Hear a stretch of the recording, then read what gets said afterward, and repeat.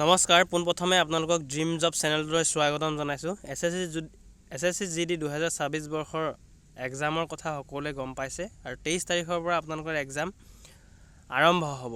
তো তাৰ আগতে আপোনালোকে স্লট বুকিং কৰিব লাগিব যে আপোনালোকে কোনদিনাখন এক্সামত বহিব বিচাৰে। তো সেইটো আপোনালোকৰ ওপৰত ডিপেণ্ড কৰিব। আপোনালোকে যোনটো তাৰিখত স্লট বুকিং কৰিব বা এক্সাম দিব বিচাৰে সেইটো তাৰিখত বুক কৰিলে হৈছে। তো স্লট বুকিং কেনেকৈ কৰিব আমি আপোনালোকক ক'ম। আৰু ফেব্ৰুৱাৰী 23 তাৰিখৰ পৰা যিহেতু সকলোৰে এক্সাম অনুষ্ঠিত হ'ব আৰু ইতিমধ্যে আপোনালোকে যদি এক্সাম চিটি চেণ্টাৰ আৰু ডেটটো নহয়, আপোনালোকে এক্সাম চিটি চেণ্টাৰটো চাব পাৰিব।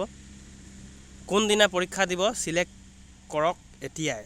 তো এটা ভুল কৰিলে চিলেকশ্যনৰ পৰা বাহিৰ হ'ব পাৰে, সেই গতিকে বি কেয়াৰফুল। আৰু কোনটো তাৰিখত দিব সেইটো প্ৰথমে আপোনালোকে মেনেজ কৰি লওক যে কোনদিনাখন আপোনালোকৰ সুবিধা হ'ব। মৰ্ণিং শ্বিফ্টত নে আফটাৰনুন শ্বিফ্টত নে ইভিনিং শ্বিফ্টত আপোনালোকৰ সুবিধা হ'ব। সেই সুবিধা অনুযায়ী আপোনালোকে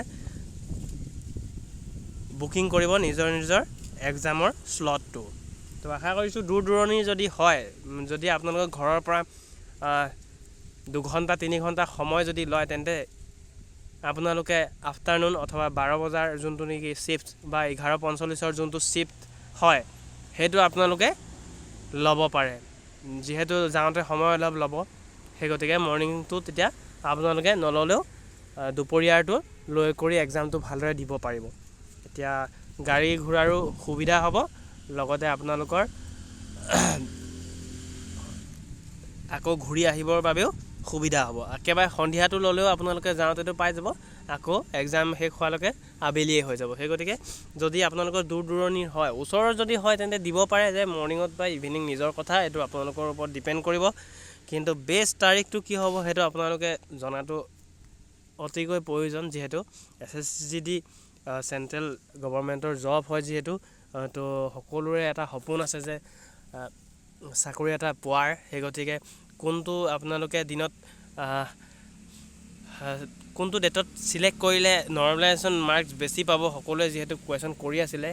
তো কথা এটা কওঁ, আপোনালোকে কেয়াৰফুলি শুনিব যে প্ৰথম আপোনালোকে কেইদিনমান এক্সামটো চাই লওক।